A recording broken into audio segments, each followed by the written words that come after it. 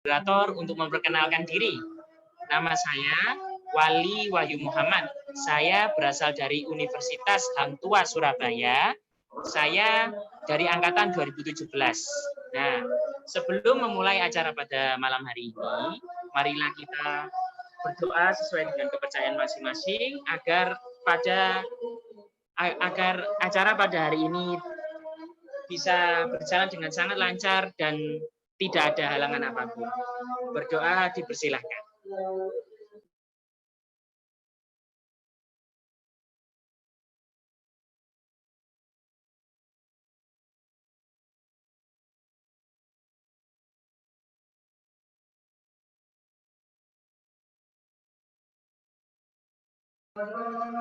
Berdoa dapat dicukupkan.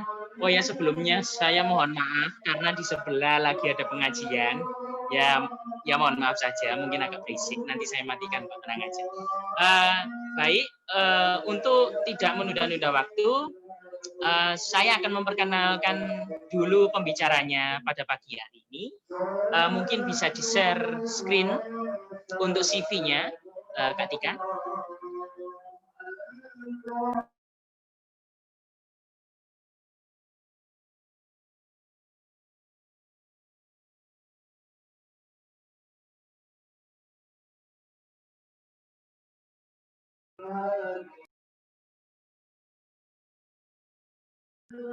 Halo Kak Tika, udah share?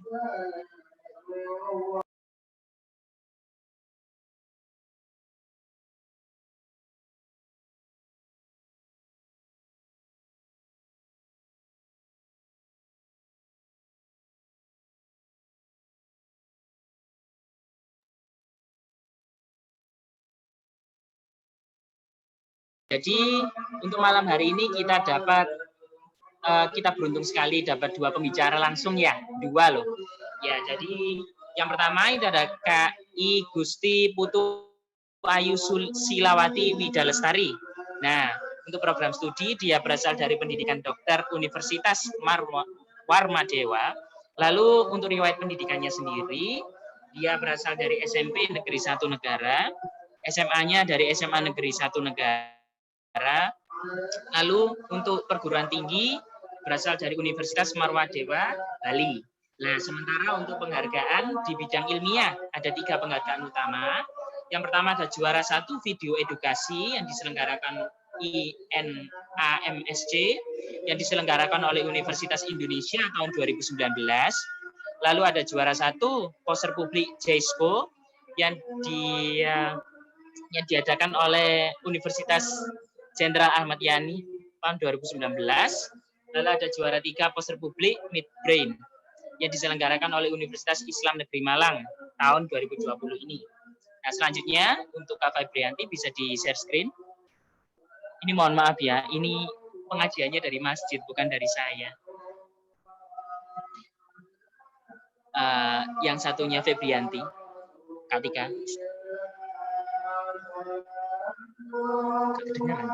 Halo Kak Tika.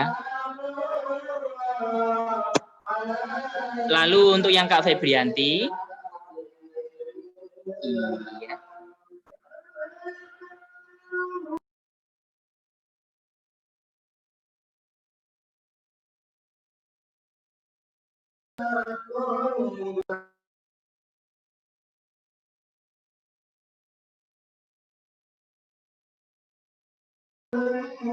Lalu untuk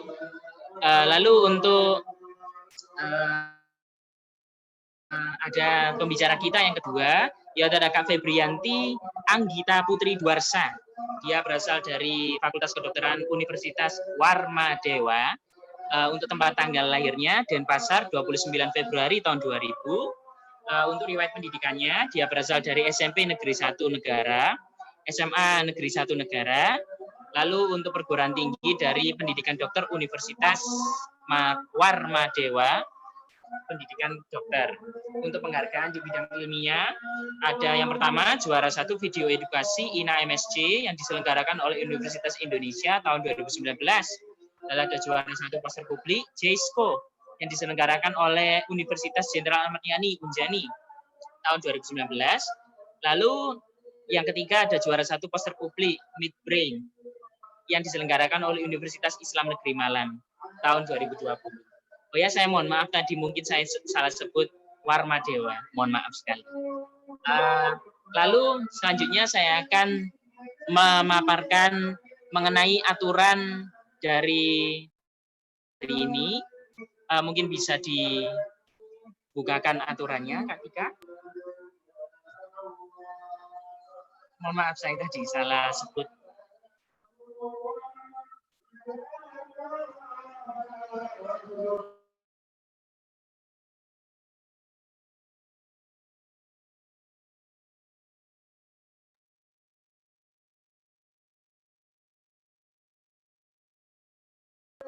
Ya, untuk peraturan peserta pada pagi hari ini, pada malam hari ini, ya yang pertama adalah mengisi pretest yang dibagikan di grup lain sebelum acara webinar dimulai, sesuai dengan waktu yang telah ditentukan. G-form akan ditutup pada waktu yang telah ditentukan, yaitu pada pukul 19.15. Selanjutnya adalah memasuki room meeting sesuai dengan waktu yang telah ditentukan, yaitu maksimal 19.30. Selanjutnya, tidak membuat keributan seperti melakukan spam chat, mengalih fungsikan layar, dan lain sebagainya selama pelaksanaan webinar. Lalu peserta dapat memberikan pertanyaan di kolom chat setelah diizinkan oleh panitia. Lalu peserta hanya boleh menghidupkan mikrofon pada kondisi tertentu, seperti saat dimintai pemateri untuk berinteraksi atau sesi tanya-jawab. Lalu peserta mengisi kuesioner dan post-test di akhir kegiatan webinar. G-form akan ditutup pada waktu yang telah ditentukan, yaitu pukul 10 malam. Nah, lalu peserta diharapkan untuk mengisi kuesioner dan mendapatkan nilai 80 saat post-test sebagai persyaratan mendapatkan e-sertifikat. Nah, untuk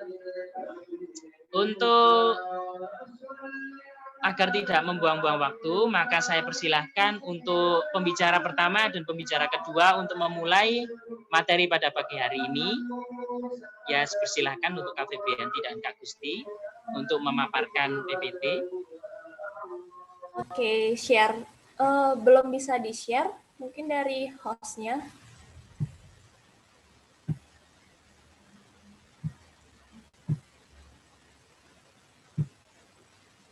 Halo, mungkin dari host-nya bisa di...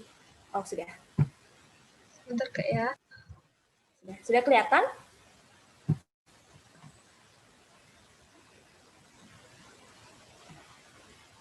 Oke, siap, sudah, Kak.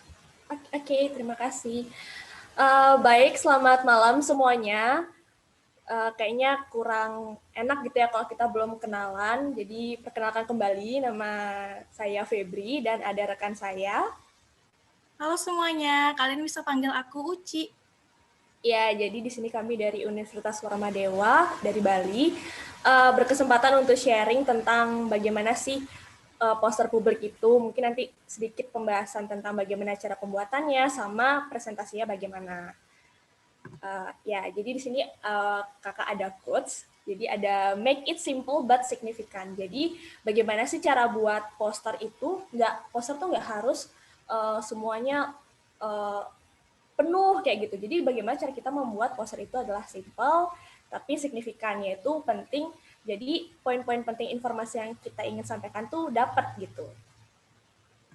Benar banget nih Kak Febri. Nah, sebelum mulai masuk ke poster publiknya, definisinya nih, aku mau tahu dong dari teman-teman di sini ada yang udah pernah ikut lomba poster publik belum? Ayo dong, jangan malu-malu, nggak apa-apa, kakak-kakaknya nggak gigit. Silakan teman-teman yang mau ngomong langsung raise hand ya. Oke, ini pada masih malu-malu nih kayaknya Kak Febri nih. Lanjut aja deh kalau gitu deh. Oke, lanjutin dulu ya. Jadi poster publik itu adalah media visual 2 dimensi. Jadi sifatnya dia ini persuasif, yaitu membujuk atau mengajak para pembacanya untuk melakukan dari informasi itu misalkan.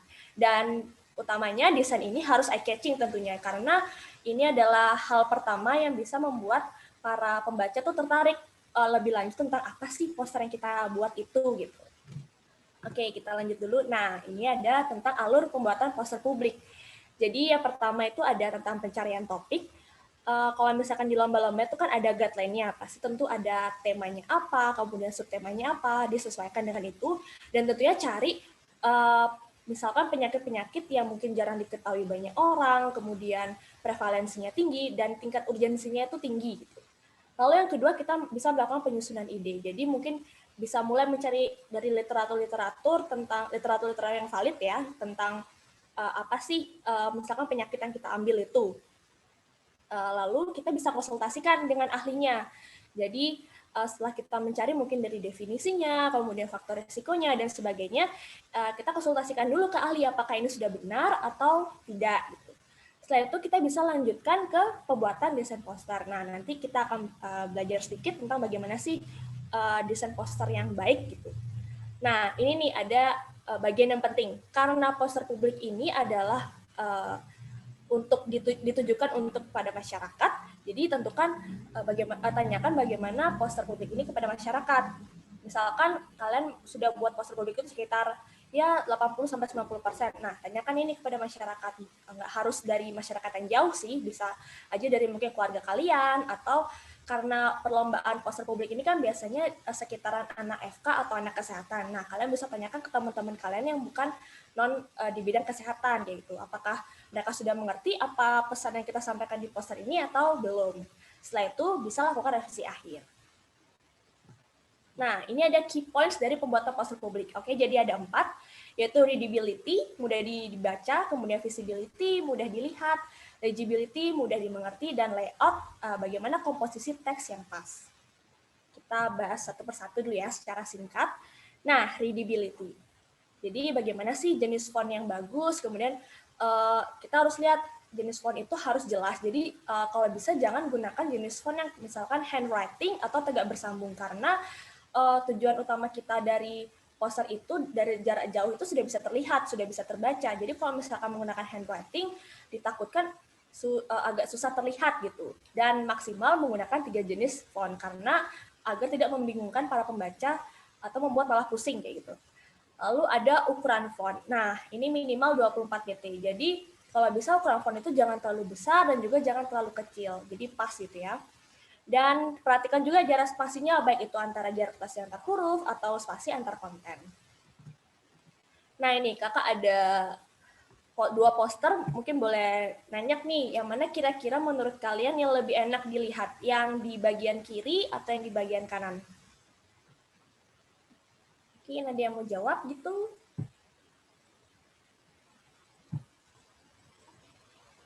Kanan. Oke, siapa tadi yang jawab? Hidayah. Oke, ya benar ya yang kanan. Karena yang kanan itu lebih kelihatan jelas gitu kan, tulisannya tegas gitu, jelas, tegas. Sedangkan yang di bagian kiri ini, sedangkan yang di bagian kiri ini dia tulisannya pakai tegak bersambung. Jadi kalau dari jarak jauh itu agak susah dilihat. Bisa aja menurut orang lain yang tulisannya tepat ini, kalau dari jarak jauh mereka bacanya J gitu, jadi jebat gitu. Jadi kurang kelihatan jelas gitu ya kalau dilihat dari jarak jauh. Oke, kita next ke visibility. Jadi bagaimana sih pemilihan warna pada teks dan juga pemilihan warna pada background. Nih, pemilihan warna pada teks itu gunakan maksimal ya 2-3 warna. Jadi jangan lebih. Misalkan nih di poster sebelah kiri. Jadi dia menggunakan warna kuning, putih, dan juga hitam. Jadi dan perhatikan juga kombinasi warnanya. Jadi apakah mereka serasi, apakah juga bisa terbaca gitu. Karena kalau misalkan terlalu banyak warna juga sama seperti lihat tulisan tadi, bisa membuat orang itu semakin pusing atau bingung. Nah, ini ada pemilihan warna pada background. Hindari pemakaian background yang ramai, karena kan fokus utama kita itu adalah penyampaian informasi, yaitu penyampaian dari tulisan-tulisan dari poster tersebut. Kalau misalnya kita menggunakan background yang ramai, otomatis tulisan kita tidak akan terlihat. Contohnya seperti ini, di poster yang ini itu ada background, tapi opacity-nya diturunkan, jadi nggak terlalu kelihatan gitu kan, tapi tetap ada background-nya. Lalu pilihlah warna background yang kontras dengan warna teks gitu. Jadi contohnya kayak yang ada background-nya kuning, terus tulisannya warna hitam. Jadi kan kelihatan kontras gitu ya, jelas. Kalau misalkan mirip-mirip gitu, misalkan warna kuning terang dengan putih terang gitu, otomatis kan tulisannya nggak kelihatan, jadi agak susah dibaca. Nah, ini ada legibility. Jadi legibility itu bagaimana sih bahasa yang mudah dimengerti, karena tujuan poster ini kan untuk masyarakat umum. Kalau bisa jangan menggunakan bahasa-bahasa kedokteran atau bahasa-bahasa yang sulit dimengerti oleh awam. Lalu hindari ambiguitas serta to the point. Nah, contohnya di poster yang di sini. Ini kan ada judul atasi Mamma Mia dengan 3M. Masyarakat tuh bakal bingung, Mamma Mia itu apa sih? Di bawah kurang dijelasin. Bisa aja orang mikir itu Mamma Mia adalah suatu penyakit kah? Atau suatu mungkin gejala. Atau bahkan itu adalah sebuah film gitu kan. Sedangkan di sini kurang dijelaskan, jadi bisa membuat ambiguitas terhadap perspektif dari para pembacanya. Lalu to the point. Nah, ini contohnya ini bisa dijadikan to the point. Misalkan ada demam, malaria berat, dan anemia. Nah, kita bisa kombinasikan dengan gambar yang sesuai dengan informasinya. Jadi informasinya lebih bisa disampaikan. Oke. Nah, ini ada layout yang terakhir. Jadi bagaimana sih seperti di awal tadi, desainnya itu harus eye-catching, kemudian kontennya juga harus ada dong, harus lengkap kalau bisa gitu kan, biar informasi yang kita berikan tuh nggak setengah-setengah. Lalu ada komposisi teks dan gambar yang seimbang, jadi jangan terlalu banyak gambar, jangan terlalu banyak tulisan juga, jadi seimbang. Lalu ada alur pembacanya jelas, mungkin apakah bacanya dari atas ke bawah atau samping-samping, jadi kelihatannya jelas. Nih contohnya kayak ini. Jadi kan kalau dilihat dari ini, dari warna aja kita udah kelihatan ini eye catching ya. Habis itu komposisi gambar sama warnanya juga pas, nggak terlalu banyak tulisan, nggak terlalu banyak gambar. Kemudian alurnya juga jelas gitu. Alurnya berarti bacanya kan dari judul lalu ke bawah. Jadi kemudian dari judul kontennya ada kayak apa sih pengertian COVID itu, kemudian gejalanya bagaimana dan bagaimana sih cara kita menanggulanginya. Jadi jelas. Nah, ini ada contoh poster dari kami. Yang di sebelah kiri itu dari lomba di Unjani, itu contohnya. Dan yang di sebelah kanan itu lomba di Midden di UIN Malang. Jadi mungkin bisa jadi literatur kalian kalau misalkan kalian ingin membuat poster. Jadi ini bisa diambil juga contohnya, boleh dilihat-lihat. Oke, selanjutnya presentasi. Silahkan Kak Uci, mungkin giliran untuk mempresentasikan. Oke, makasih Kak Febri. Nah, sebelumnya ini belum pada ngantuk kan? Soalnya udah makin malam ya. Nah, ngelanjutin nih dari presentasi Kak Febri. Nah, tadi kan katanya kalau kita buat poster, buat lomba poster nih. Nah, kalian jadinya nggak cuma bikin poster aja, jadi kalian juga bakal mempresentasikan dari poster kalian itu. Nah, di mana presentasi ini merupakan salah satu hal juga yang paling penting dalam sebuah ajang lomba poster, karena presentasi ini menyumbang nilai sekitar 60 hingga 70% nih buat kalian kalau ingin mendapatkan juara. Nah, seperti yang kita tahu, tujuan dari presentasi ini yang pertama itu adalah menyampaikan informasi. Nah, kita kan membuat poster, pastinya kita ingin menyampaikan informasi dong kepada audiens kita, betapa pentingnya sebenarnya penyakit yang kita angkat ini, terus informasi-informasi terkait. Nah, itu kita di sini juga akan mempresentasikan dan menyampaikan informasi terkait topik yang kita angkat kepada audiens. Nah, di sini kita juga meyakinkan audiens nih. Kita harus bisa meyakinkan audiens bahwa informasi yang kita sampaikan ini penting, bahwa informasi yang kita sampaikan ini akurat, sangat perlu untuk mereka ketahui begitu. Nah, kemudian dari presentasi ini kita juga harus bisa menghibur audiens. Jangan sampai kalian membuat presentasi yang membosankan. Jadi itu akan membuat minat dari audiens atau dari juri itu akan turun untuk melihat presentasi kalian. Nah, gimana sih cara kita untuk membuat presentasi itu jadi menarik? Nanti kakak bahas di belakang. Nah, kemudian tujuannya juga adalah untuk mengajak audiens untuk melakukan suatu tindakan. Nah, kita di sini misalnya nih, kita mengangkat sebuah topik penyakit yang kita tuh pengen mencegah penyakit itu. Di sini kita mengajak audiens untuk melakukan suatu tindakan pencegahan supaya nantinya prevalensi dari penyakit yang kita angkat itu pasti akan turun. Nah, begitu. Next, Kak Febri. Oke, nah selanjutnya presentasi yang baik. Hal-hal apa saja sih yang bisa membuat presentasi itu baik? Oke, yang pertama itu ada satu, jelas. Nah, kita membuat presentasi, kita tuh harus menyampaikan presentasi itu dengan jelas gitu. Misalnya nih kita presentasi kayak gini, jadi saya ingin menjelaskan itu kan nggak jelas ya. Otomatis si audiens, si juri itu pasti nggak ngerti kita ngomong apa. apa. Jadi kita harus jelas, artikulasi dari semua intonasi itu benar-benar harus diperhatikan sekali supaya presentasinya itu jelas. Jangan lupa singkat dan padat. Nah, kemudian presentasi juga harus akurat. Gimana caranya biar presentasinya akurat? Maka dari itu kita harus mencari informasi-informasi berdasarkan literatur jurnal-jurnal dari sumber yang valid gitu, seperti PubMed, terus ada NCBI, ada Science Direct dan lain-lain. Nah, kemudian menarik. Nah, ini juga sangat penting loh dalam presentasi, karena kalau misalnya presentasi kita menarik nih, otomatis kita sudah membuat atau menaikkan minat dari juri dan juga audiens untuk melihat presentasi kita. Nah, kalau mereka mau melihat presentasi kita sampai habis, berarti presentasi kita menarik gitu. Nah, kemudian semangat nih. Nah, kita juga harus semangat dong dalam presentasi ya. Nggak mungkin dong kita presentasi tuh lemes, kayak orang sakit. Siapa sih yang menonton presentasi dengan kayak lemes-lemes gitu? Pasti nggak ada kan? Jadi kita harus semangat. Karena kalau kita semangat, otomatis kita akan mengeluarkan energi yang positif. Dan kemudian audiens juga akan merasakan energi-energi tersebut begitu. Next. Nah, tips presentasi poster publik. Di sini udah ada beberapa hal nih. Yang pertama, pilihlah konsep yang unik. Di sini kita harus memilih konsep yang unik, konsep yang out of the box istilahnya. Kenapa? Karena kalau misalnya juri udah ngelihat kita beda dari yang lain, otomatis mereka bakalan kayak, wih ini beda nih dari yang sebelum-sebelumnya nih. Saya belum pernah lihat yang kayak gini. Otomatis mereka pasti akan tertarik, akan memberikan nilai yang besar untuk presentasi kita gitu. Kemudian, tunjukkan kesan yang ikonik di awal presentasi. Ini juga sangat penting loh teman-teman. Nah, dengan kita menunjukkan kesan yang ikonik, mereka akan mudah mengingat kita. Oh, ini yang dari sini. Oh, ini yang seperti ini presentasinya. Saya suka banget. Nah, otomatis mereka bakalan suka gitu untuk nonton selebihnya, bahkan sampai habis kayak gitu. Nah, kemudian gunakan properti. Properti ini juga merupakan salah satu hal yang paling penting untuk menunjang presentasi kita. Kenapa? Karena kalau misalnya kita pakai properti nih, itu kan jadi lebih unik, apalagi propertinya handmade. Nah, itu keren banget sih, itu unik banget dan juri pasti suka gitu. Kemudian jagalah kontak mata yang baik. Nah, misalnya nih kalau kita presentasi, janganlah kita ngelihat ke atas, ke samping, ke bawah. Otomatis juri bingung, audiens bingung. Sebenarnya kita ngomong sama siapa gitu. Jadi kita harus menjaga kontak mata yang baik. Usahakan berikan tatapan yang sangat meyakinkan supaya mereka nyadar kayak, oh ya mereka bagus nih, tatapan matanya bagus, yakin banget menyampaikan presentasi, pede gitu. Nah, kemudian kemas penutup presentasi dengan tepat. Nah, nggak cuma di awal aja nih kita membuat sebuah presentasi yang ikonik, tentunya di akhir juga kita harus membuat kesan presentasi itu sangat ikonik gitu. Jadi mereka terkesima gitu dari awal sampai akhir, nggak berhenti-berhenti bilang wow keren gitu. Nah, kemudian kuasailah materi poster. Nah, ini sangat penting ya buat di sesi tanya jawab. Karena kita kalau presentasi itu nggak cuma presentasi aja, dan pasti ada sesi tanya jawab di akhir presentasi. Nah, biasanya juri itu akan menanyakan pertanyaan-pertanyaan yang terkait dengan poster kalian.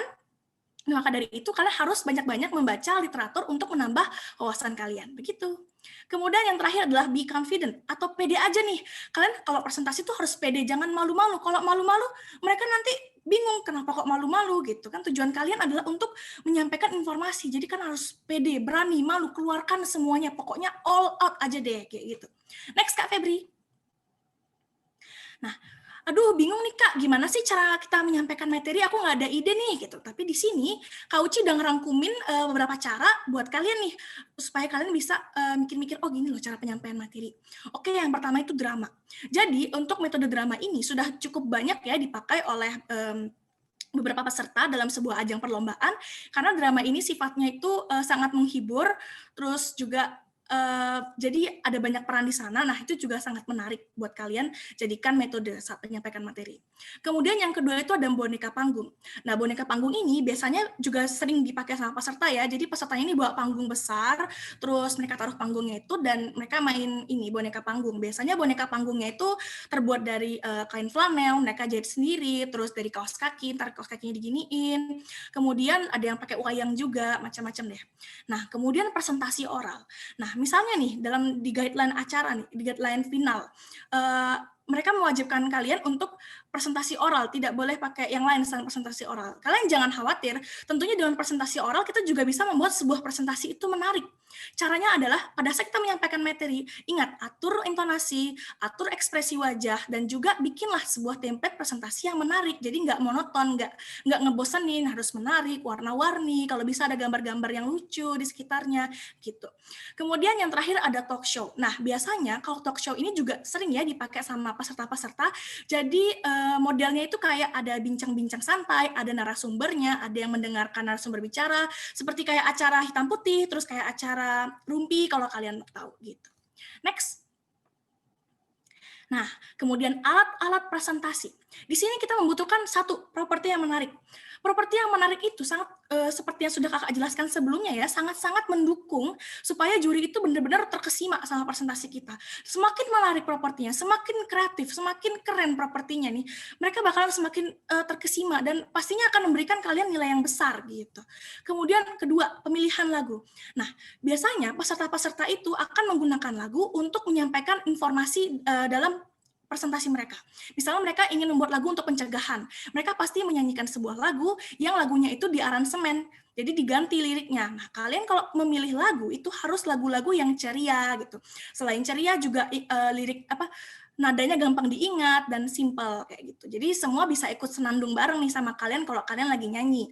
Kemudian template presentasi. Nah, seperti yang sudah tak jelasin sebelumnya, template presentasi ini juga penting apalagi di presentasi oral ya. Jadi buatlah template presentasi kalian itu semenarik mungkin, sekreatif mungkin, pokoknya bener-bener unik deh, jadi kayak lucu gitu, jadi pasti mereka suka. Next. Nah, ini dia contoh-contoh properti yang bisa kalian gunakan untuk lomba. Jadi yang paling pertama ini ya, ini. Nah, ini adalah pamflet. Jadi di dalam pamflet ini ada informasi-informasi terkait dengan poster kalian yang disisipkan ke dalam sana, kemudian bisa dibagikan ke juri dan juga peserta agar mereka bisa membaca. Kemudian yang kedua itu ada spinner, jadi ini spinner nanti caranya itu diputar-putar gitu, jadi gejalanya bakal muncul satu persatu. Kemudian ada stick dengan huruf, jadi ini bisa kalian gunakan sambil bernyanyi atau mungkin menari di panggung sambil menyanyikan lagu pencegahan atau apapun yang kalian mau. Kemudian ini ada buku pop-up. Jadi buku pop-up ini juga sangat menarik ya untuk dijadikan sebuah properti dalam presentasi karena ini ada banyak gambar-gambar dan juga gambarnya itu bisa berdiri sendiri kan, jadi juri kayak wah gitu. Kemudian ini yang paling menarik sih menurut kakak ya, ini ada mading, dia pakai mading, jadi dalam mempresentasikan posternya dia menggunakan mading. Seperti yang kalian lihat ini madingnya gede banget ya, segede 2 papan tulis, jadi karena dia menjelaskan tentang sunscreen, di sini ada dengan tema-tema mataharinya, lalu ada pantai-pantainya, nah begitu. Next. Kemudian persiapan presentasi. Hal-hal yang kita bisa persiapkan sebelum presentasi itu adalah, satu, perbanyaklah membaca jurnal. Nah, kalau kalian bisa banyak baca jurnal, otomatis kalian akan lebih banyak wawasan kan. Kalau misalnya juri nanya, nanti kalian bisa menjawab gitu. Nah, kemudian buatlah daftar pertanyaan. Untuk mempersiapkan diri, kira-kira apa aja sih yang bakal ditanyakan sama juri, jadi kita sudah siap-siap nih. Oh, dari poster ini kayaknya juri bakal nanya ini deh. Nah, kita list semua pertanyaan-pertanyaan yang kira-kira bakal ditanyakan sama juri. Jadi pas sudah final, kalau misalnya pertanyaan itu keluar, kita bisa langsung lancar jawabnya. Kemudian latihan sesering mungkin. Nah, kalau misalnya kalian pengen lancar pada saat presentasi, janganlah latihan sekali 2 kali aja. Kita harus setiap hari latihan sampai hari H. Pokoknya setiap ada waktu luang, latih terus. Kalau misalnya kalian kebagian nyampein materi, latih sampai di luar kepala. Kalau kalian kebagian narasi, acting, latih ekspresinya, latih terus sampai benar-benar kena banget gitu ekspresinya. Kemudian penampilan diri. Kalau misalnya kalian presentasi, dandan lah, jangan nggak dandan, kan jelek ya, harus dandan, terus cantik, ganteng depan juri, jangan pucet, pakai make up dan lain-lain. Kemudian sesuaikan juga dengan kostumnya. Misalnya nih, kalian ada yang berperan jadi ibu-ibu, pakailah kostum kayak ibu-ibu, berperan jadi bapak-bapak, pakailah kostum kayak bapak-bapak. Terus kayak disesuaikan penampilannya. Kemudian memiliki kredibilitas. Nah, di sini maksudnya kita memiliki kredibilitas untuk menyampaikan informasi kepada peserta supaya peserta itu yakin bahwa apa yang kita sampaikan ini itu benar-benar sangat penting untuk mereka ketahui. Jadi itu maksudnya kredibilitas. Kemudian perhatikan guideline. Nah, dalam mengikuti lomba, kalian juga harus sangat-sangat memperhatikan guideline. Karena misalnya nih, kita kalau ikut lomba offline, kita harus tahu, oh video yang diupload itu maksimal ukurannya segini, oh deadline uploadnya tanggal segini. Jadi kita bisa mempersiapkan jauh-jauh hari, nggak kelabakan kalau misalnya kita tahu ternyata mepet sekali ini tanggal pengumpulannya. Sama juga kalau misalnya kita lombanya offline. Nah, kita lihat guideline-nya, oh tanggal segini finalnya, jadi kita bisa persiapkan benar-benar persiapan-persiapan untuk presentasi. Selanjutnya. Nah, hal-hal juga yang perlu diperhatikan. Satu, totalitas. Seperti yang kakak bilang tadi, kita harus pede, kita harus keluarkan semuanya, all out istilahnya ya. Kalau kita menyampaikan materi, kita acting tuh semuanya harus all out. Kalau perlu ya, misalnya kalian menyampaikan, kalau kalian acting ya, kalian harus ngomong sampai urat-uratnya tuh keluar. Pokoknya harus dikeluarin semuanya. Kalau kalian menyampaikan materi, sampaikanlah dengan berapi-api, dengan penuh semangat gitu. Nah, yang kedua, jangan membaca teks. Ini simple, tapi harus benar-benar diperhatikan. Karena kalau misalnya kalian membaca teks itu, artinya juri akan memandang kalian, oh peserta ini belum siap. Makanya mereka baca teks. Jangan baca teks, oke? Hafalkan betul-betul materi yang akan disampaikan. Hafalkan betul-betul narasi yang akan kalian sampaikan juga. Jadi jangan sampai kalian membaca teks.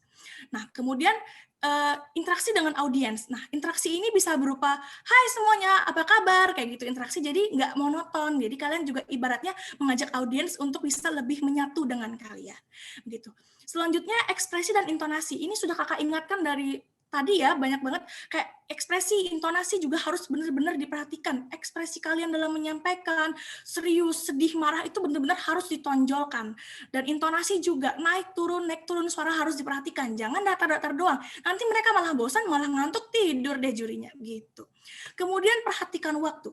Nah, misalnya kalian presentasi 7 menit nih. Jangan sampai kalian keasikan presentasi, keasikan ngomong, malah overtime. Nah, itu juga bisa fatal sekali ya akibatnya ya teman-teman ya.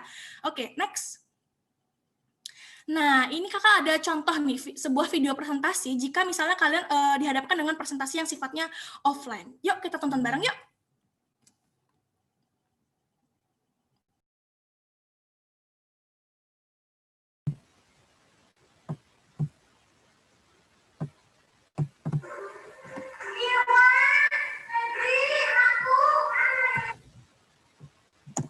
Nah, dalam presentasi ini kita menggunakan drama nih. Bisa kalian lihat ada yang jadi ibu-ibu, lagi nyariin anaknya nih ceritanya nih. Waduh, kenapa ya ini? Sakit apa nih anu?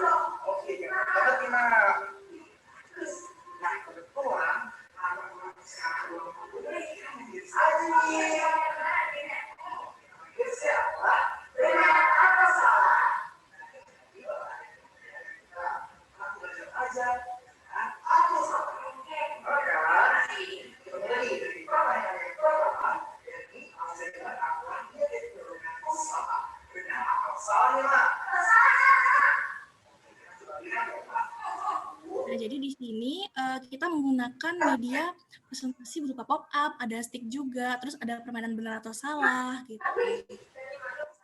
Nah, ini properti-propertinya yang menunjang presentasi.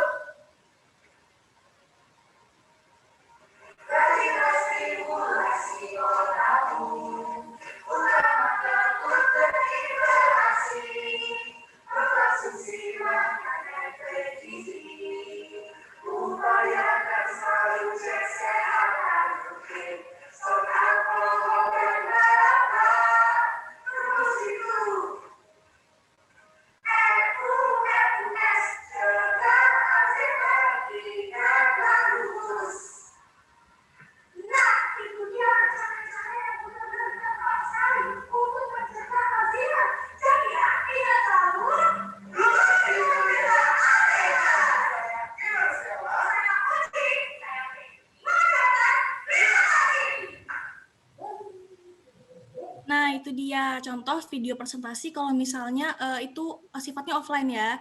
Nah, bisa kalian lihat kan, itu kalau misalnya kita acting tuh benar-benar dikeluarin gitu. Pas menjelaskan benar-benar ada intonasi, ada ekspresi yang tepat, kemudian dilanjutkan dengan penggunaan properti-properti yang bervariasi gitu. Jadi tidak membosankan di mata juri gitu. Nah, ini selanjutnya gimana sih Kak kalau kita presentasinya tuh online gitu. Nah, ini ada contoh video presentasi yang online. Bisa disimak ya. Assalamualaikum warahmatullahi warahmatullahi wabarakatuh. Om Swastiastu, Shalom Nama Budaya, Salam Sejahtera untuk kita semua. Sebelumnya, izinkan saya untuk memberikan sebuah pantun. Jalan-jalan ke Pulau Bali, tidak lupa memberi kuaci. Selamat pagi para Dewan Juri, selamat menyaksikan presentasi kami. Terima kasih. Wah, yuk, film yang tadi kita tonton itu bagus banget ya. Oh, aku nggak terlalu merhatiin, Pak. Soalnya kakekku lagi sakit, jadinya kepikiran deh.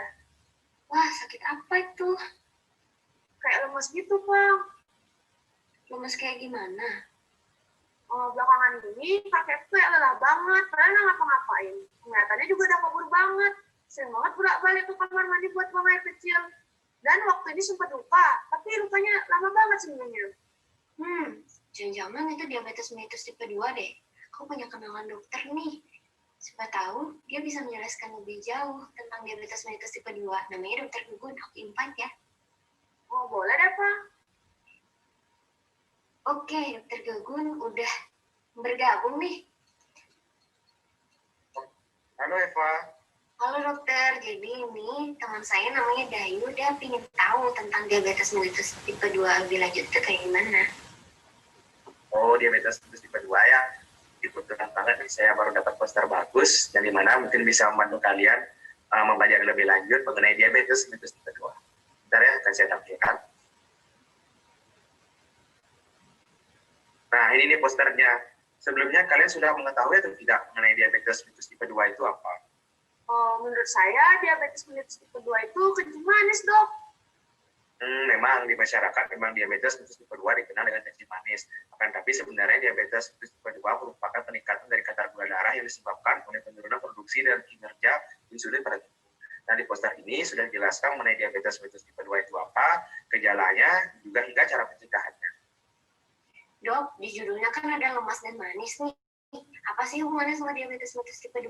Bukannya kalau diabetes mellitus tipe 2 itu nggak boleh makan dan minum manis-manis ya? Apa nggak salah? Nah, pasti kalian penasaran kan mengenai hubungan antara lemas dan juga manis ini terhadap diabetes mellitus tipe 2. Iya, Dok. Oke, jadi sebelumnya ini poster ini punya suatu kelebihan, yaitu di sini ada barcode-nya. Jadi ketika kalian scan barcode-nya, maka akan ditampilkan sebuah website yang bisa menjadi sumber informasi untuk mempelajari lebih lanjut mengenai penyakit diabetes mellitus tipe 2. Sekarang, yuk kita scan posternya yuk. Ayo. Nah, jadi ini nih websitenya ketika kalian sudah men-scan dari posternya.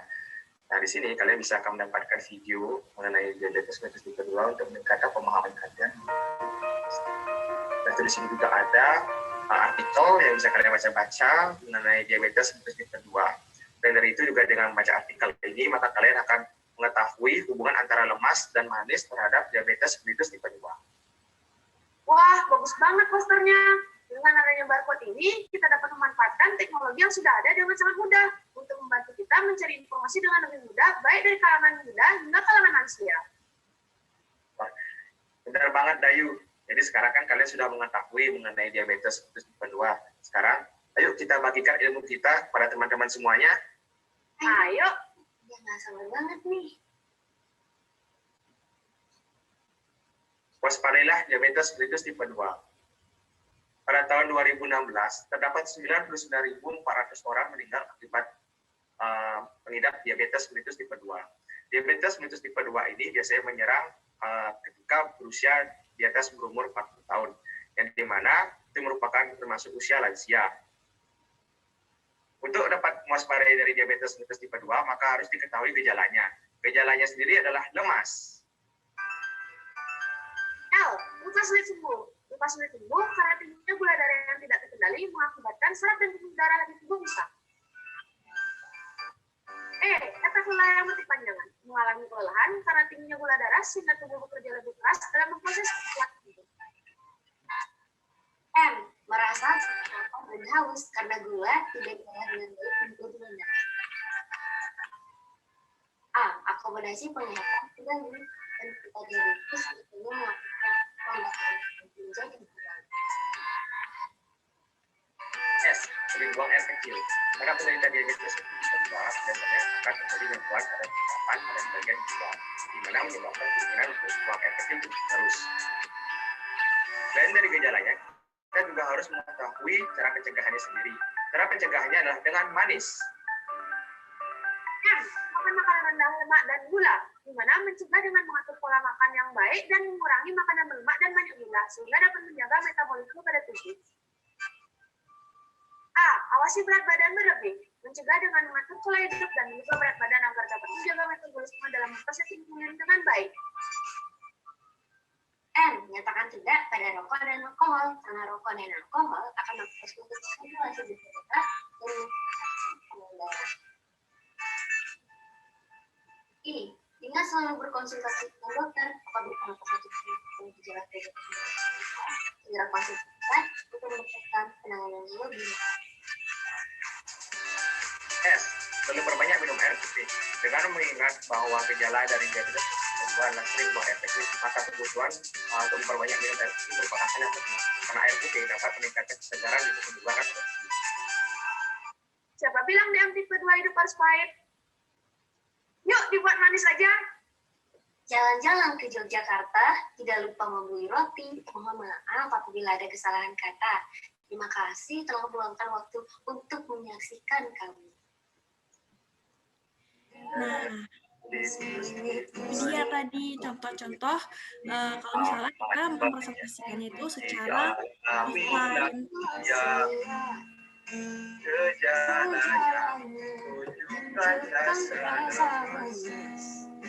Ayo kita manis aja. Gitu. Ya. Nah, kalau misalnya kita presentasinya secara offline, kalian jangan khawatir di sini.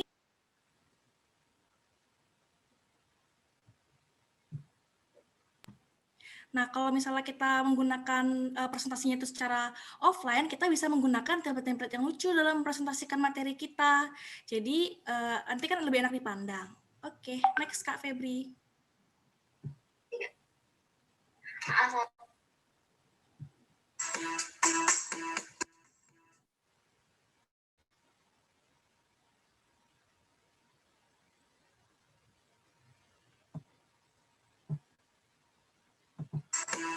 Maaf Kak, ke mute.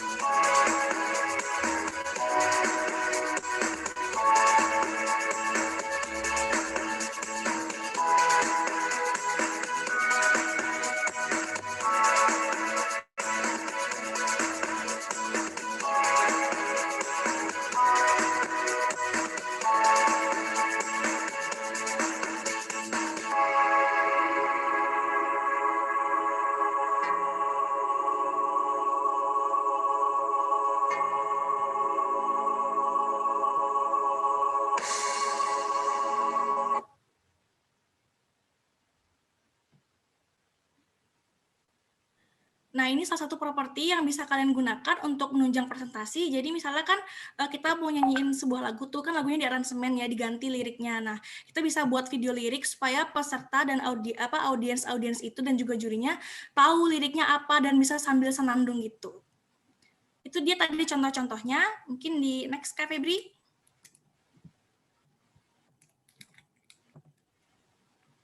Nah, sebagai penutup, di sini juga aku nggak mau kalah dong dari Kak Febri, juga mau ngasih sebuah quotes. Jadi, to create something exceptional, your mindset must be earnestly focused on the smallest details. Nah, artinya itu untuk menciptakan sesuatu yang luar biasa, kita harus berpikir sampai ke hal-hal terkecil sekalipun. Nah, kita juga harus fokus. Jangan lupakan hal-hal kecil, karena kalau misalnya kita melupakan hal-hal kecil itu bakal bisa berakibat fatal. Jadi, usahakan kalau kalian buat sebuah presentasi, mempersiapkannya itu tolong difokuskan bahkan hingga sampai ke detail-detail kecil. Ya, good luck kalau mau ikut lomba. Makasih. Sampai sini ada yang ingin bertanya?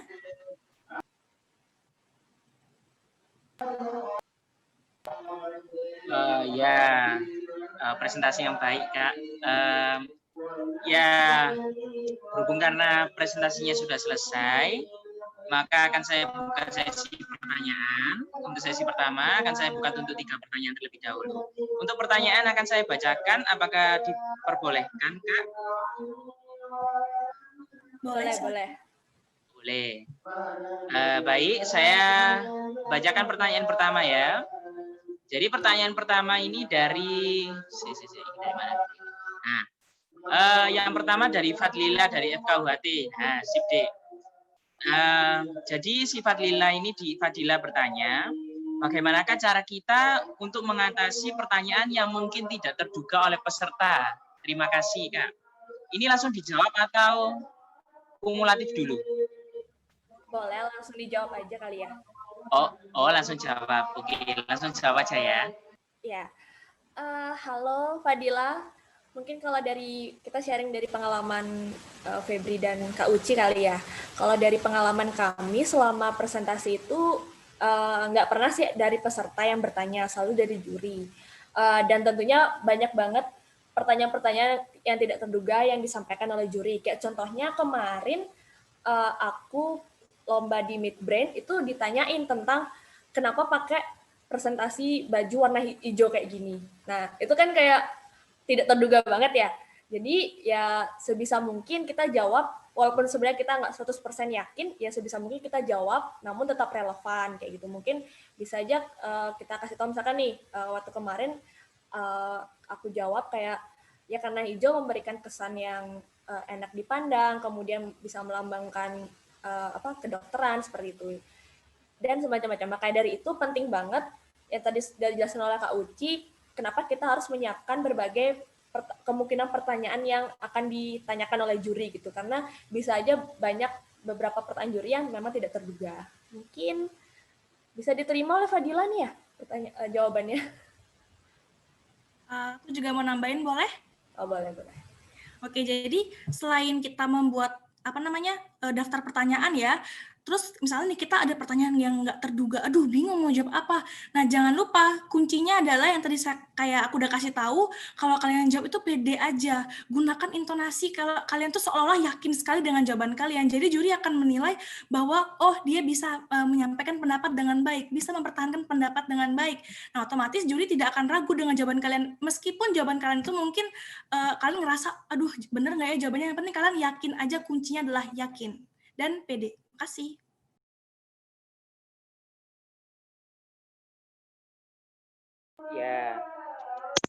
Ya, si Fadila udah cukup ya.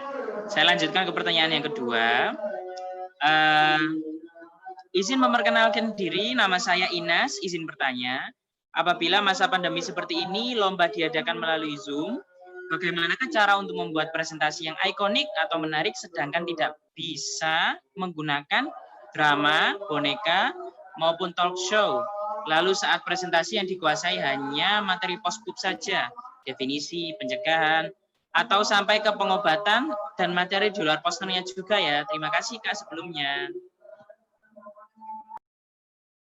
Bisa langsung jawab.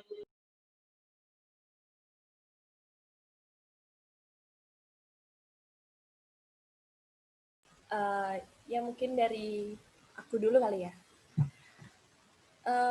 Jadi salah satu, kalau misalkan nih dalam masa pandemi gini kan biasanya diminta untuk melalui presentasi Zoom gitu. Jadi contohnya kayak di video tadi kita bisa gunain PPT, kemudian lagu, misalkan yang tadi kan yang paling terakhir itu ada tentang video lirik, itu juga bisa dimasukin di sana selama pakai Zoom, atau drama-drama kecil yang seperti tadi lah intinya yang ditampilkan tadi gitu. Terus kemudian untuk yang presentasi yang dikuasai hanya materi saja, oke.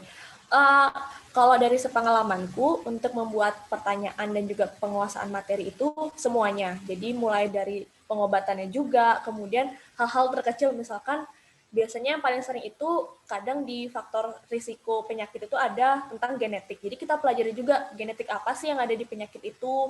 Kemudian kita juga pikirkan kenapa model-model desain poster itu kita pakai yang kayak gitu. Misalnya nih warna gitu. Kenapa sih kita pakai warna yang itu? Karena nggak harus, karena di pertanyaan juri itu nggak cuma tentang materi poster, tapi misalkan tentang desain poster bagaimana, alasan kenapa kita pakai itu.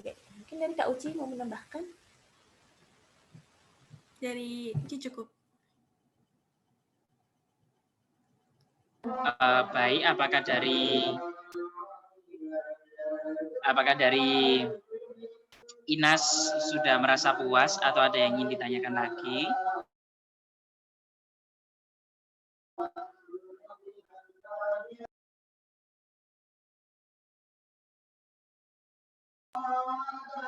Saya rasa sudah ya. Kita lanjut ke pertanyaan yang ketiga. Ini dari Farhan dari FK Unsri. Permisi Kak Febri dan Kak Uci, terima kasih atas presentasinya. Perkenalkan, nama saya Farhan dari FK Unsri, Sriwijaya. Izin bertanya Kak, apakah pilihan komposisi warna atau color palette harus disesuaikan dengan materi yang dibawakan? Dan kalau iya, bagaimanakah tips memilih color palette yang baik? Lalu saat presentasi, kalau yang pernah saya dengar itu harus benar-benar melibatkan seluruh anggota tim agar terlihat kompak. Nah, berhubung belum tentu semua anggota memiliki kemampuan public speaking yang sama, kira-kira apa sajakah yang harus diperhatikan saat latihan penyampaian materi bagi anggota yang kurang mahir dalam public speaking? Terima kasih Kak sebelumnya. Mungkin bisa langsung dijawab. Oke, mungkin dari aku tentang tips pemilihan color palette kali ya. Jadi di poster itu kan ada warna-warnanya. Nah, selama sepengalaman aku dan Uci, kita memang menyesuaikan dengan materi di posternya tuh. Yang pertama, waktu itu kita ada buat tentang poster PPOK. Jadi kita buat dominasi warna yang kayak biru, kemudian ada kuning-kuningnya. Jadi kita mengambil seakan-akan karena PPOK itu penyebarannya lewat udara, jadi kita biru melambangkan itu adalah sebuah udara kayak gitu. Kemudian di background-nya juga kita berikan ada ilusi-ilusi seperti di perkotaan, jadi kayak banyak polusi gitu kan, itu jadi salah satu faktor risiko dari PPOK juga. Kemudian yang lagi satu di Alzheimer, kita mengambil warna peach, warna pink, jadi warna-warna yang soft gitu. Tujuan kita ngambil itu karena kita kepikiran bahwa orang tua tuh lebih suka warna-warna yang seperti itu, kayak warna krim, kayak gitu kan. Dan salah satunya juga karena Alzheimer itu berpengaruh di otak gitu. Jadi kita dominasinya juga ada warna pink, karena representatif dari otak itu kan warnanya pink. Jadi kita memang menyesuaikan dengan materi yang kita gunakan. Oke, halo Muhammad Farhan, aku juga mau bantu jawab nih ya, terkait dengan public speaking ya. Kalau misalnya nih salah satu anggota kelompok kita memang ada yang kurang dalam public speaking. Nah, disinilah kuncinya latihan. Kita harus memperbanyak latihan. Dengan latihan otomatis yang nggak bisa pasti jadi bisa kok. Nah, misalnya kamu nih jago public speaking, kamu bisa ajarin teman kamu kayak gini loh intonasinya pada saat kamu menyampaikan ini, seperti ini ekspresinya, dilatih setiap hari. Kalau perlu temennya diliatin pada saat dia mempresentasikan bagiannya, pokoknya harus dilatih deh public speakingnya. Aku percaya setiap orang itu punya kemampuan yang bisa kok, kayak lebih gitu. Kamu pasti punya kemampuan yang lebih dari yang apa kamu bayangkan. Pasti kamu bisa kok, kayak pasti bisa. Kuncinya adalah latihan aja, kayak gitu sih kalau dari aku. Soalnya aku juga berdasarkan pengalaman pernah juga istilahnya kelompokan sama yang seenggaknya itu namanya kurang public speaking-nya. Jadi aku temenin dia latihan, pokoknya sampai dia bisa, dan alhasil pada saat lomba dia benar-benar pede dan juga kemampuan public speaking-nya malahan lebih gitu. Aku sampai kaget, wah kok ternyata dia bisa ya gitu. Kuncinya adalah latihan sih kalau dari aku. Terima kasih. Baik, apakah dari pihak penanya merasa puas atau belum? Mungkin bisa cukup Kak. Ya, baik, berhubung karena masih ada pertanyaan, saya buka sesi yang kedua untuk 3 pertanyaan yang berikutnya. Ini mohon maaf ya, ada back sound pengajian. Ya mungkin biar tenang. Ini pertanyaan dari Kadep Palapa langsung. Halo Kak Febri dan Kak Uci, terima kasih atas pemaparan materinya. Mau tanya Kak, bagaimanakah cara ampuh meminta like agar bisa menjadi juara favorit? Terima kasih Kak. Oke, halo, ya. Jadi kalau dari aku ya, cara ampuh minta like itu jangan bosen-bosen promosi. Dari awal lombanya mengumumkan kalau misalnya sudah dibuka sesi votingnya itu, kalian harus hubungin semua teman, keluarga, bahkan teman yang mungkin nggak kenal itu tetap harus promosiin, dan tiap hari jangan bosan-bosan kalau promosi gitu. Diingetin, di follow up udah like belum, terus kalian bisa misalnya nih ada yang punya second account temennya suruh like juga, kalian harus gencar gitu, pokoknya harus di follow up terus, udah like belum. Siapa tahu kan kalau misalnya akun IG penyelenggara lombanya dikunci, dia habis follow malah lupa, nah jadi kan nggak ke like ya malahan. Jadi emang harus diingetin setiap hari misalnya, terus misalnya dari temen, habis itu ke keluarga lagi, ke sahabat, semua deh pokoknya. Ada kan dari teman punya teman, nah suruh temannya teman, terus saudaranya teman, jadi harus luas promosinya, harus promosi di Instagram, di Twitter, di Facebook kalau ada, terus di WhatsApp, Line itu dihubungin satu persatu sampai bosan deh kalian pokoknya. Jadi harus benar-benar dihubungin semuanya. Gitu. Kalau dari aku sih begitu. Makasih. Oke, dari Febri ada? Nambahin dikit kali ya. Jadi kuncinya juga kalian harus nggak tahu malu. Karena dari sepengalaman aku dan Uci, itu bisa followers aku di Instagram itu satu persatu tak DM. Dan itu bisa berkali-kali mereka tak kirimin gitu, sampai dia bilang, sudah Febri, sudah gitu. Jadi emang harus nggak tahu malu kalau mau minta tolong like gitu. Ya, segitu. Bagaimana Kak Putri? Apakah sudah terjawab? Mungkin bisa ditulis di chat. Wah Kak, mantap.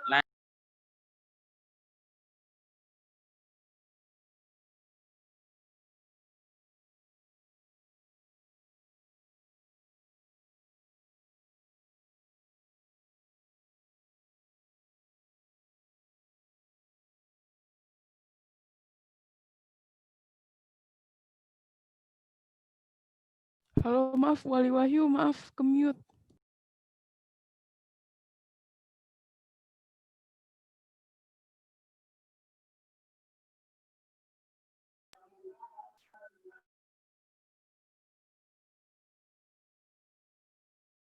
Halo Wali Wahyu, maaf ke-mute.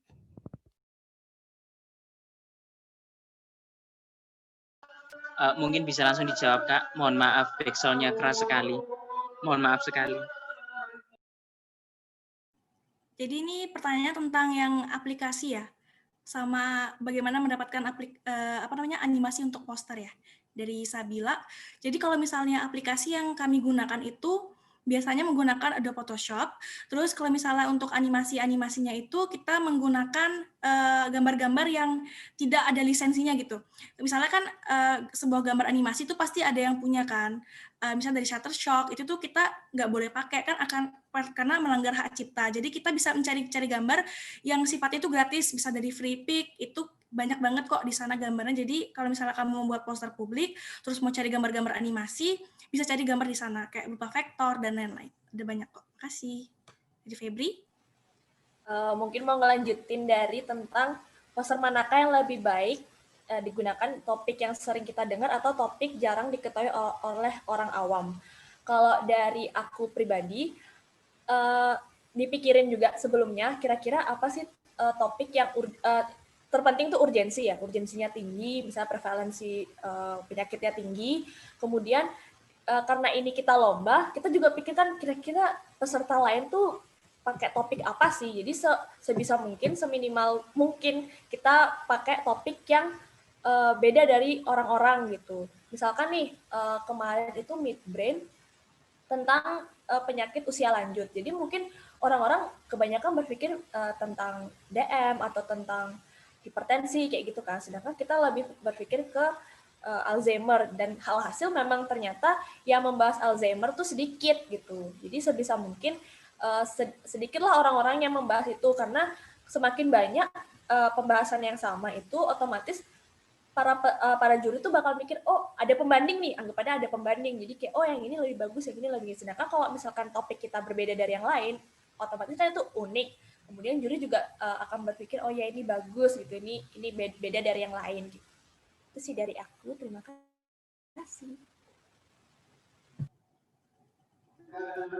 Baik, untuk dari Kak sorry. Dari Kak Sabila Aisyah, apakah sudah terjawab? Mungkin bisa ditulis di chat.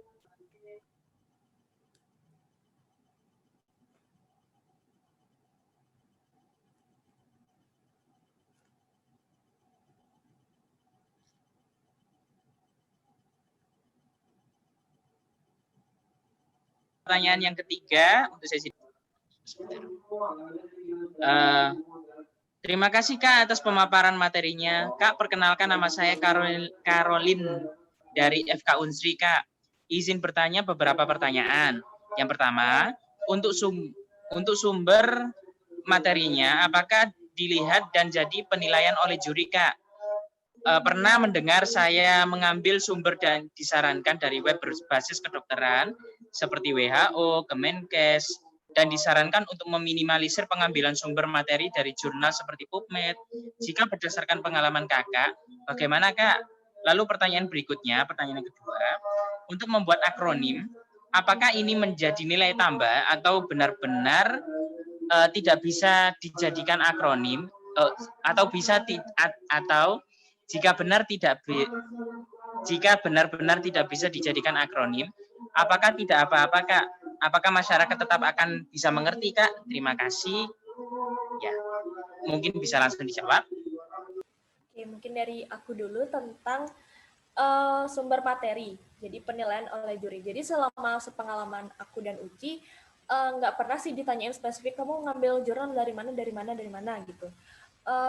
Yang penting kita tuh yakin gitu kasih jawabannya dan memang benar karena memang kita sudah belajar dari sumber-sumber yang terpercaya.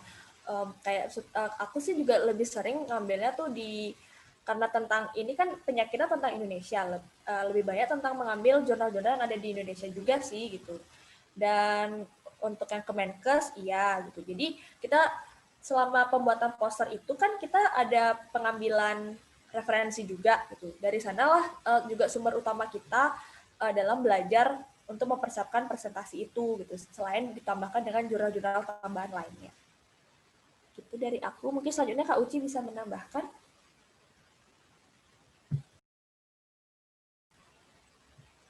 Masih ke mute Uci. Oke, kalau aku dari pembuatan akronim ya, nah jadi benar banget nih, kalau kita membuat akronim itu bisa sangat bisa menjadi nilai tambah ya, apalagi kalau akronimnya itu apa ya, istilahnya dia satu kata tapi penuh makna gitu. Misalnya nih, kayak aku bikin sebuah akronim, 5 tips ampuh cegah PPOK. Nah di sini ampuh itu memiliki arti yang kayak ampuh berarti ampuh itu berarti dapat dipercaya, pasti mutakhir untuk mencegah PPOK. Nah, itu salah satu akronim yang memiliki itu emang singkatan tapi punya makna tersendiri gitu untuk poster kita. Nah, kalau misalnya nih mentok kira-kira tidak bisa dijadikan akronim, sebenarnya sih nggak apa-apa, cuman kebanyakan peserta yang ikut lomba poster publik itu pasti memiliki sebuah akronim untuk posternya agar bisa lebih mudah diingat, lebih mudah dimengerti gitu. Tapi sebenarnya nggak apa-apa, cuman usahakan ayo kita gali lagi. Pasti bisa kok nemuin sebuah akronim yang tepat untuk jadi judul di poster kita gitu.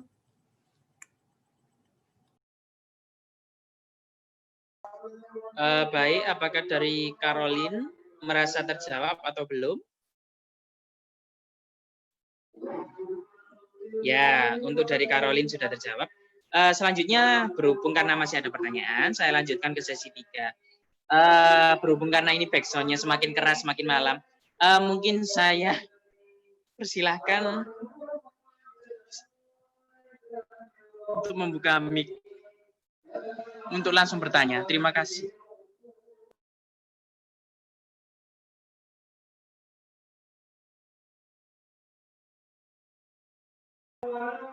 Mungkin bisa dipersilakan untuk langsung membuka mic bagi yang ingin bertanya.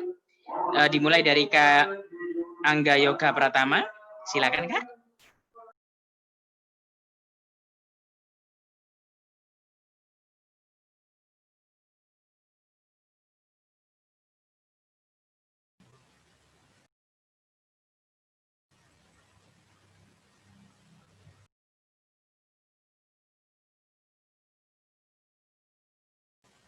mungkin bisa langsung tak jawab aja ya. Gini, tak jawab itu. Iya, iya. Benar-benar tak ketika tak bacakan ya, Wis. Jadi selamat malam Kak, saya Angga dari FK UIN Jakarta ingin bertanya. Saya masih belum paham mengenai readability itu apa ya Kak? Lalu selain readability itu ada aspek apa aja? Terima kasih. Ya, oke, terima kasih Angga. Mungkin tadi saya kecepatan gitu ya ngejelasin tentang readability-nya. Jadi readability itu bagaimana sih cara poster publik itu mudah dibaca. Karena kan memang tujuan utama kita memberikan informasi kepada masyarakat. Jadi bagaimana caranya itu mudah dibaca. Kalau misalkan susah dibaca, otomatis pembaca malah males kan untuk membaca poster tersebut. Tadi kan di readability ada jenis fontnya harus diperhatikan, kemudian ukuran fontnya juga harus diperhatikan, jarak spasi juga harus diperhatikan. Nah, selain dari readability itu ada beberapa aspek, tadi juga udah aku rangkum, itu ada 4 dari beberapa dari beberapa literatur yang aku baca, itu tuh ada pembagiannya jadi 4. Key points-nya ada 4 nih. Ada readability yang artinya mudah dibaca, kemudian visibility, mudah dilihat, kemudian legibility, mudah dimengerti, dan juga layout, bagaimana komposisi teks maupun gambar itu sesuai gitu. Gimana nih Angga, mungkin udah bisa diterima cukup atau masih kurang jelas?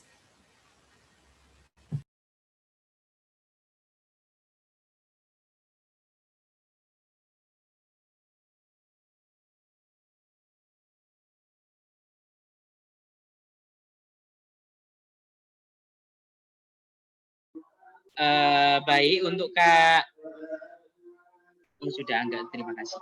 Baik, selanjutnya dilanjutkan untuk Kak Nurul Hanifa. Mungkin bisa open mic Kak. Mohon maaf ya, ini tambah keras, tambah malam. Mohon maaf sekali.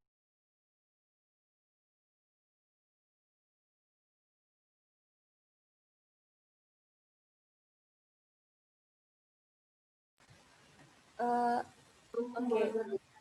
Langsung jawab nih ya? Iya. Kita bacakan ya, Miss Kak. Ya, nggak apa-apa. Ya, selamat malam Kak. Perkenalkan nama saya Nurul Hanifah dari Universitas Sumatera Utara. Izin bertanya, apakah untuk pemilihan subtema sangat berpengaruh terhadap pembuat poster publik atau lebih baik difokuskan pada penyakit tema besarnya dan pencegahannya ya Kak? Terima kasih Kak. Baik, coba Kakak jawab juga tentang pemilihan subtema sangat berpengaruh terhadap pembuatan poster publik atau lebih baik difokuskan pada penyakit tema besarnya. Biasanya kalau di tema-tema di guideline di lomba itu, dia kan ada tema besar sama subtema. Nah, biasanya pencegahan itu termasuk subtemanya dia ada tentang pencegahan, kemudian ada tentang bagaimana mungkin pengobatan gitu. Jadi biasanya yang paling sering dipilih sama orang tuh memang tentang pencegahannya karena lebih mudah dan sifatnya kan memang promotif kan untuk sebuah poster gitu.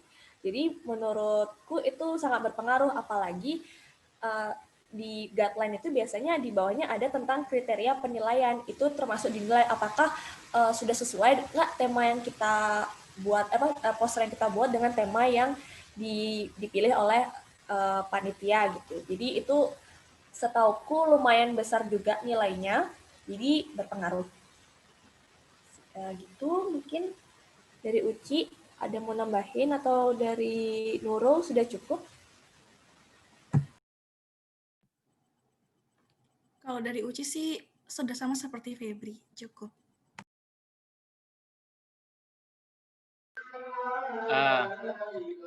Baik, untuk dari Kak Nurul Hanifah sepertinya sudah cukup.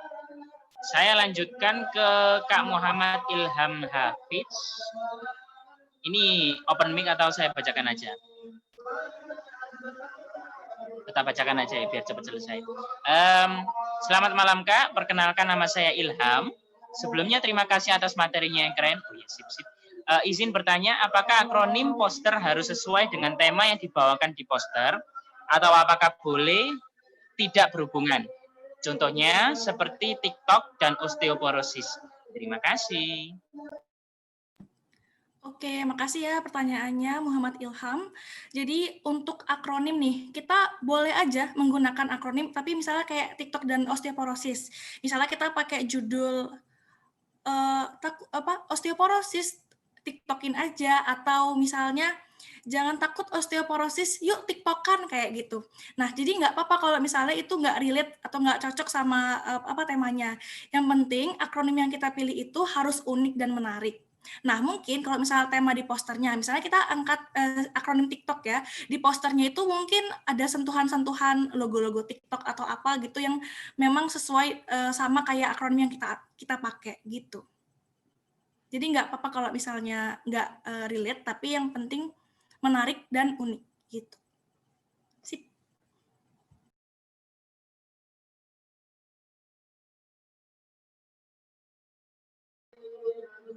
Baik, rasa-rasanya pertanyaannya sudah cukup ya. Atau mungkin ada pertanyaan lagi?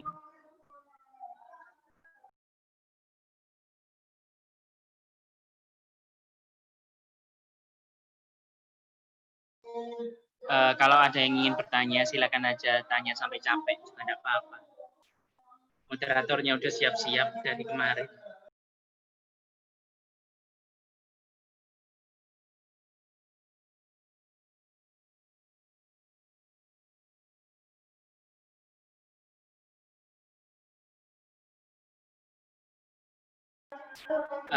Baik, sepertinya tidak ada yang ingin bertanya.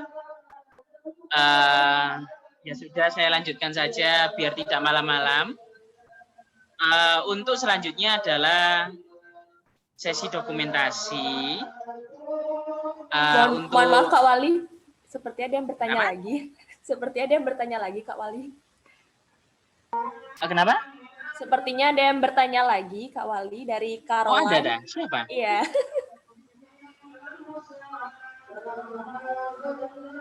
Ada yang bertanya, tak? Oh, iki Ada apa? satu. Iya. Sorry, chatnya ketutup. Kak, maaf izin bertanya lagi. Untuk penulisan sumber jika dari jurnal, apakah ditulis panjang di bawah panjang-panjang, Kak? Maksudnya panjang-panjang ini mungkin lengkap kali. Ya, terima kasih. Oke, mungkin dari aku dulu ya juga. Kalau dari penulisan sumber, jika dari jurnal tentu disesuaikan.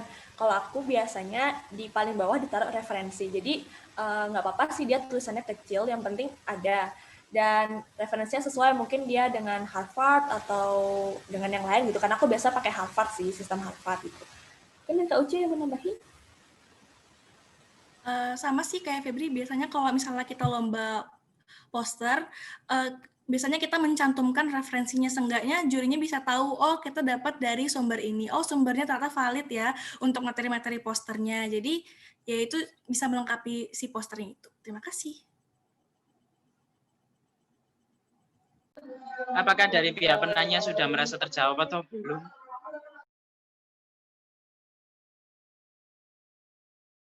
Baik, saya lanjutkan ke pertanyaannya selanjutnya.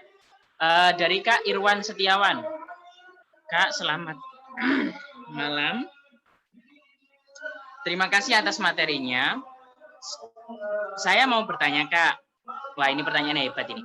Apakah faktor utama Kakak bisa menjadi juara dalam kompetisi poster publik? Terima kasih, Kak. Nah, ini pertanyaan semua orang. Mohon untuk dijawab. Sama-sama. Oke, makasih ya Kak Irwan buat pertanyaannya. Jadi faktor utama kalau kita bisa jadi juara dalam kompetisi poster publik. Yang pertama, dari awal kita udah tanamkan niat kita, kayak kita yakin kita harus menang, kita yakin kita bisa mengalahkan yang lainnya. Lalu kita juga kalau misalnya mau persiapan nih, membuat poster atau membuat presentasi, kita perhatikan baik-baik checklist penilaian. Oh, apa aja sih di sini indikator penilaiannya? Kita harus berusaha untuk memenuhi seluruh indikator penilaiannya, misalnya dari sisi kerjasamanya, dari sisi materi posternya, kita harus berusaha memenuhi semua checklistnya. Nah, kemudian yang udah aku sampaikan itu totalitas. Kita dalam mengerjakan apapun nggak boleh setengah-setengah, dan tentunya kita harus totalitas ya dalam mengerjakan sesuatu itu. Nah, itu bisa bisa mengantarkan kita ke gerbang kemenangan kalau kita sudah mengerjakannya dengan hati ibaratnya gitu, Kak Irwan. Kasih ya pertanyaannya. Kan dari Febri ada? Ya, mungkin mau nambahin dikit aja di bagian sesi tanya jawabnya. Jadi kan karena presentasi itu biasanya di guideline dibilang sekitar 60% ya untuk penilaian. Jadi salah satu faktor dari penilaian presentasi itu dari tanya jawabnya. Kalau misalkan kita sudah bisa kerjasama dengan jawabnya gitu, jadi kayak nggak dominan gitu, satu orang aja yang jawab. Jadi antara tim itu pas untuk menjawab pasti menurutku itu juga bakal otomatis sih, apalagi kalau jawabannya memang sesuai yang diminta oleh dewan juri gitu.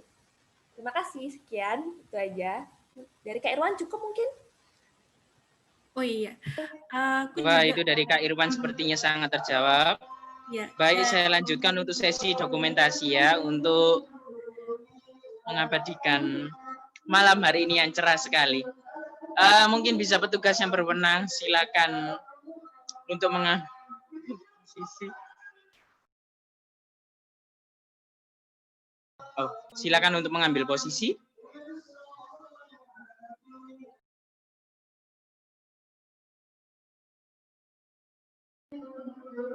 Halo.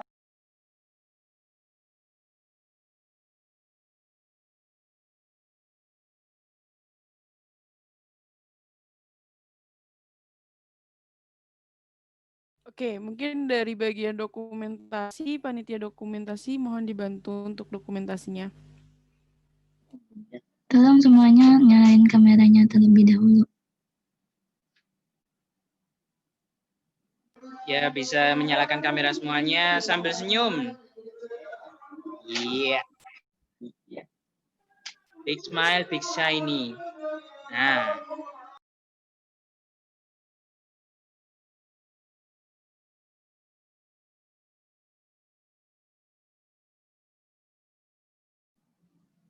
Dari slide pertama, 1, 2, 3.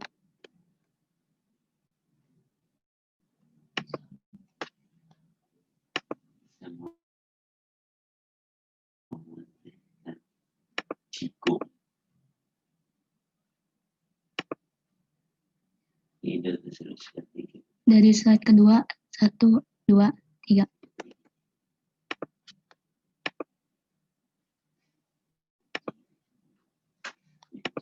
Slide ketiga, 1, 2, 3.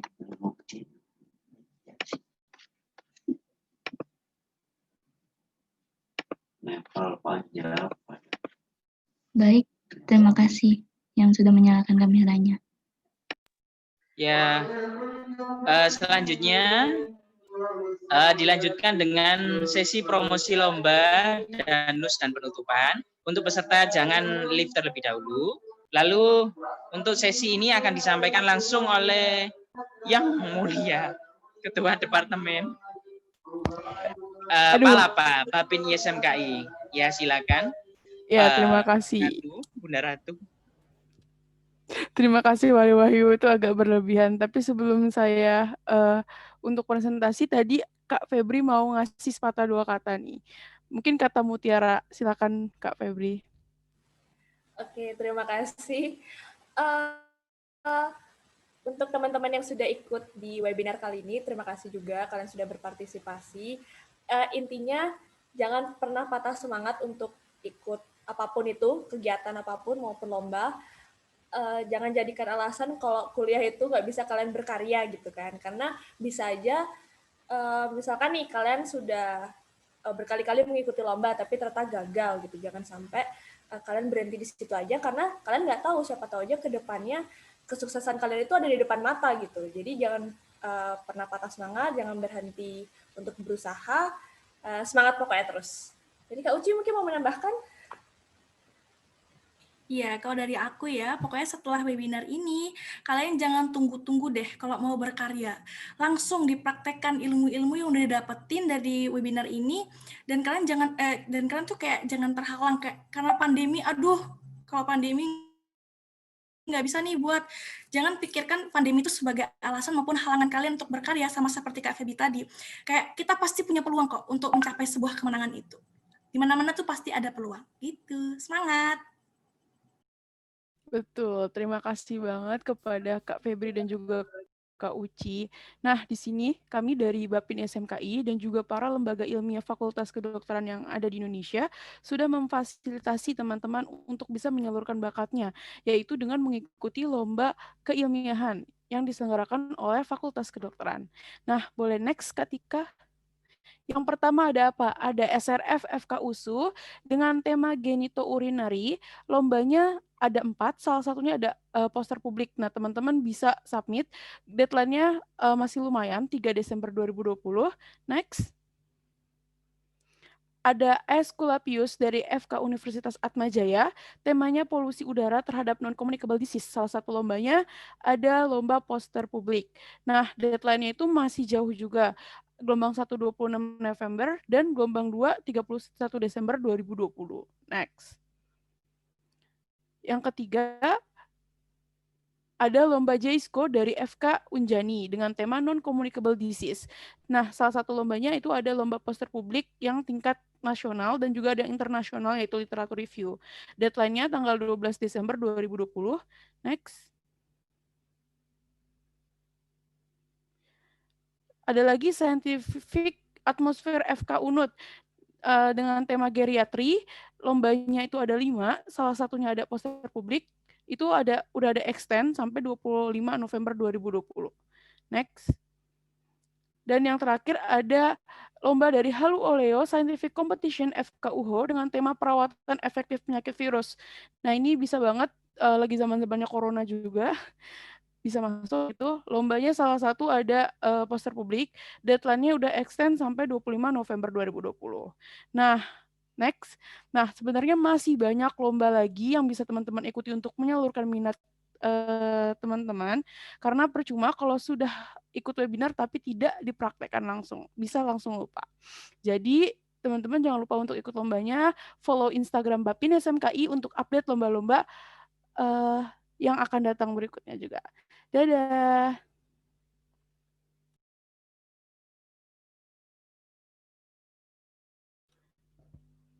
Oh ya, selanjutnya akan ada ini juga sosialisasi dari KPU Bapin SMKI kepada Deviana, dipersilakan.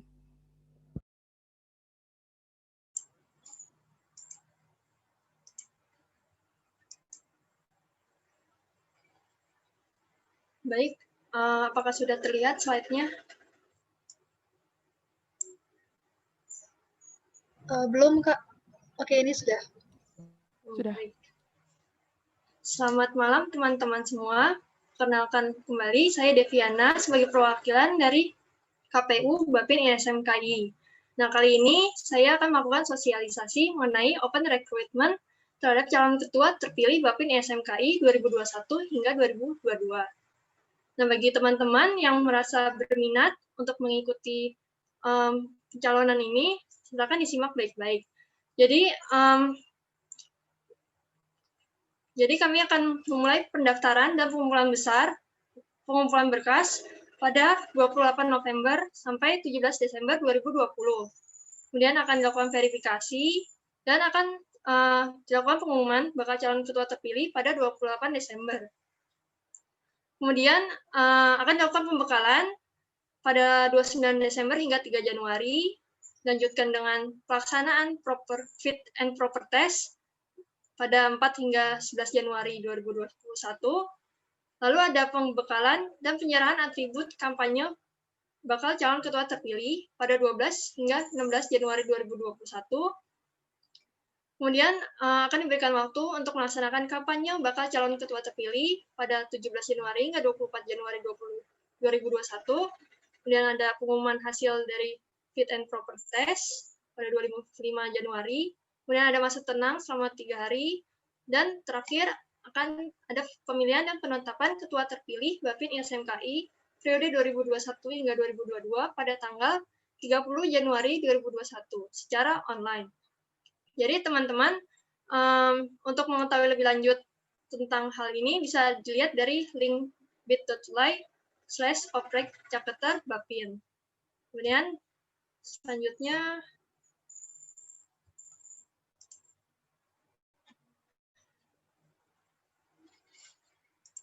Nah, ini untuk persyaratan calon ketuanya bisa dibaca ya teman-teman. Ini yang perlu diperhatikan adalah untuk bersedia cuti dari semua jabatan struktural, kemudian harus mendapatkan surat rekomendasi dari institusi, mengisi formulir pendaftaran, kemudian akan melampirkan visi misi dan grand design, lalu harus memiliki pengalaman kerja di lembaga ilmiah institusi dari universitas teman masing-masing minimal 1 periode dan atau pernah mempunyai pengalaman kerja di Bapin. Kemudian harus lulus kaderisasi, ada persetujuan dari orang tua, kemudian IPK minimal itu 2,75 pada semester terakhir. Kemudian ini poin 13 dan 14 ditekankan kembali bahwa calon ketua terpilih tidak harus berasal dari anggota Bapin SMKI 2020 atau 2021. Namun, wajib berstatus sebagai anggota di lembaga ilmiah institusi. Kemudian calon ketua terpilih juga boleh dari angkatan 2017, 2018, hingga 2019. Kemudian ini kelengkapan berkasnya, jadi perlu ada scan KTP, kartu tanda mahasiswa, kemudian ada surat rekomendasi dan dukungan dari institusi, kemudian melampirkan formulir pendaftaran, scan surat komitmen dan pengunduran diri dari jabatan, ada hasil tes personality, kemudian foto menggunakan alma mater, melampirkan visi misi dan grand design, kemudian melampirkan scan sertifikat keanggotaan, kemudian ada scan sertifikat LKMM lokal yang tadi kaderisasi universitas atau fakultas, kemudian ada scan surat persetujuan dari orang tua dan scan transkrip IPK, di mana minimal 2,75.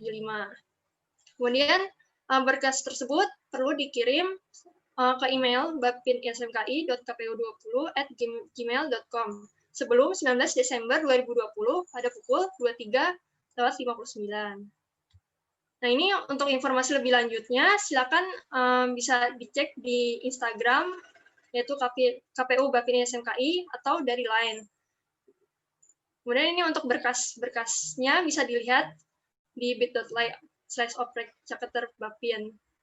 Baik, mungkin bisa dicatat ya teman-teman, dan untuk teman-teman semua bisa diberitahukan kepada lembaga ilmiah teman-teman untuk ikut serta nih dalam pencalonan calon ketua Bapin SMKI gitu. Mungkin itu saja. Apakah ada yang ingin ditanyakan? Deviana mau nambahin sebentar. Oh iya, silakan. Perkenalkan, saya Bernardin Santo, juga merupakan dari perwakilan KPU Bapin SMKI. Nah, tadi sudah cukup jelas ya apa yang disampaikan dari Deviana. Mungkin teman-teman yang merasa mampu untuk menjadi ketua KPU bisa langsung saja mendaftar, nanti kita tunggu berkas-berkasnya, dan kita akan segera proses gitu. Tentunya teman-teman yang merasa mampu itu dalam arti mampu bisa membawa Bapin yang lebih baik lagi, karena Bapin ini kan merupakan organisasi induk ilmiah bagi 40 lebih lembaga ilmiah dari semua universitas yang ada di Indonesia gitu. Mungkin ada pertanyaan dari teman-teman?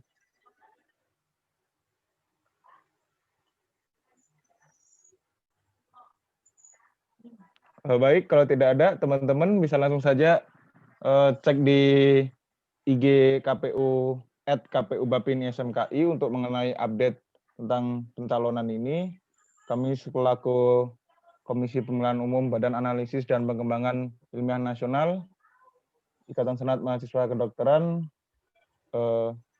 izin menutup. Wassalamualaikum warahmatullahi wabarakatuh. Baik, terima kasih.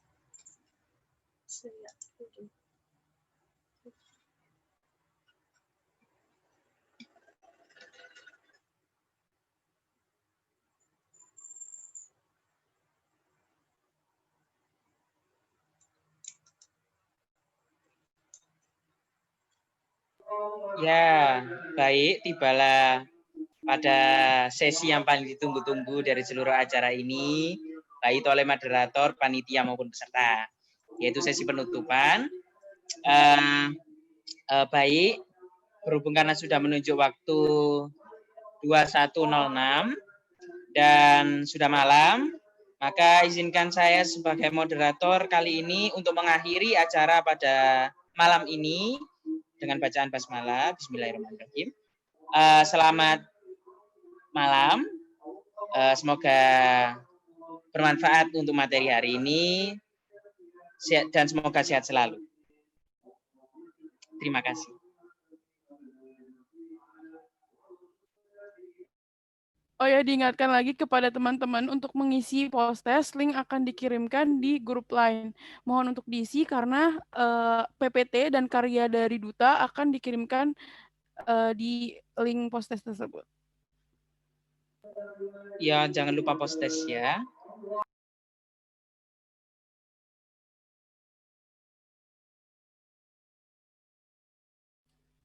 Ayo Wali Wahyu nyalon jadi ketupil.